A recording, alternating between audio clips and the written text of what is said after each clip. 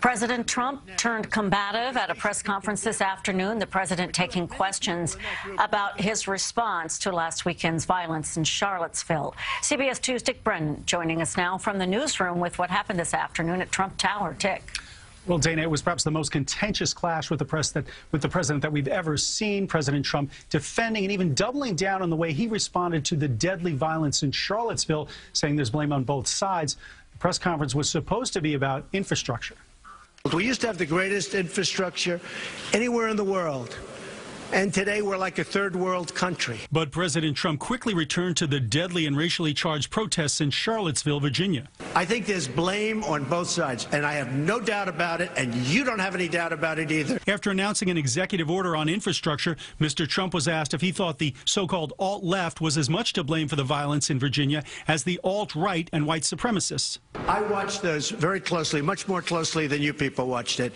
And you have you had a group on one side that was bad, and you had a group on the other side that was also very violent. And nobody wants to say that, but I'll say it right now. After the remarks, former Klan leader David Duke tweeted, "Thank you, President Trump, for your honesty and courage to tell the truth about Charlottesville and condemn the leftist terrorists." At the heart of the protest in Charlottesville was the removal of a statue of Confederate Civil War General Robert E. Lee. Mr. Trump was asked about that. This week it's Robert E. Lee.